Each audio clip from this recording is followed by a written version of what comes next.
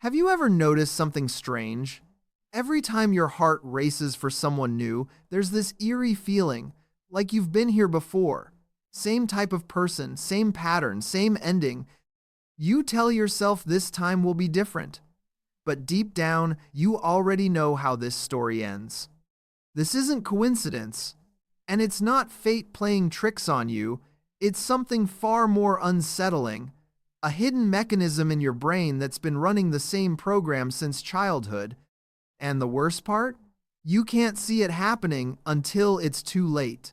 In 1920, Sigmund Freud discovered something that would change how we understand love forever. He called it compulsive repetition, and what he found was disturbing. People don't just stumble into the same type of relationship over and over. They're actively drawn to it, like a moth to a flame, except the moth knows it's going to get burned. Here's what happens. When you were a child, your brain recorded every emotional experience with your parents, every moment of neglect, every time you had to earn love, every pattern of how affection was given or withheld. Your brain didn't just remember these moments. It turned them into a template, a blueprint for what love is supposed to feel like. Now, here's where it gets dark. If you grew up constantly seeking approval from distant parents, your brain learned something. It learned that love means chasing someone who's just out of reach. That love means proving your worth. That love means anxiety and uncertainty. So, when you meet someone cold and emotionally unavailable as an adult, your brain doesn't send up warning signals. Instead, it lights up with recognition. This feels right. This feels like home. This feels like love. But it's not love. It's familiarity disguised as attraction. Your brain has a special type of cell called mirror neurons. These neurons are pattern recognition machines. When you encounter someone who matches your childhood emotional template, these neurons fire up. They create a physical sensation in your body, that flutter in your chest, that magnetic pull, that feeling of, this is the one. But here's the cruel truth. That feeling isn't telling you you've found the right person. It's telling you you've found a familiar person. And your brain mistakes familiar for safe, even when familiar means pain. Think about your last 3 relationships. Write down the core personality traits of each person. How they handled conflict. How they showed affection. What attracted you most. Why it ended. Now look at those 3 lists. See any patterns? The mysterious person who kept you guessing. The one who needed saving. The one who was always just slightly out of reach. Different faces. Same script. You've been casting the same character in your love story over and over, just with different actors. A study tracked over 1,000 people's dating patterns. The results were shocking. More than 70% chose partners with similar core traits across 3 or more relationships. This wasn't random.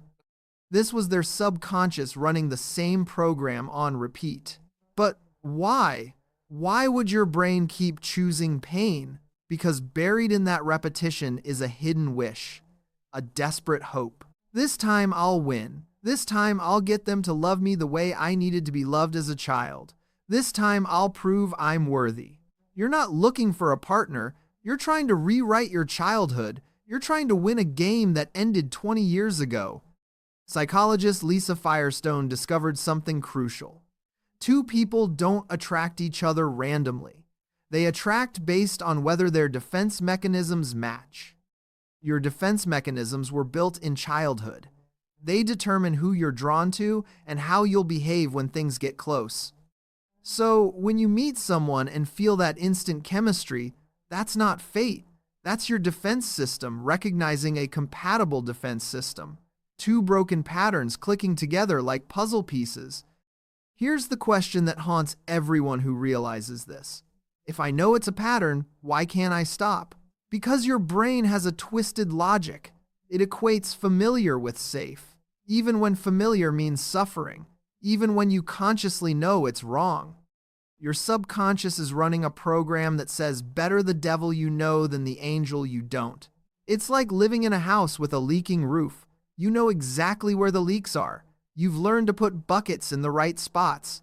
Moving to a new house might mean no leaks, but it also means uncertainty. New rooms, new sounds, new unknowns, and your brain finds that more terrifying than the leaks you've learned to live with. So you stay, you repeat, you choose the same type of person, because at least you know this dance. At least you know the steps, even if the dance always ends with you alone on the floor. But here's what makes this truly insidious. Every time you repeat the pattern, you're not just reliving your past, you're reinforcing it. You're teaching your brain that this is what love looks like. You're making the pattern stronger, deeper, harder to break. The next time you feel that magnetic pull towards someone, that instant chemistry, that feeling of finally pause, ask yourself one question. Am I attracted to this person, or am I attracted to how familiar they feel? Because real love shouldn't feel like a rerun. It should feel like something new. But if you're trapped in this cycle, if you've recognized yourself in this pattern, there's something you need to know. Recognition is just the first step. The real question isn't why you keep choosing the same type. The real question is, how do you stop? How do you catch the pattern in real time? How do you choose your future instead of repeating your past?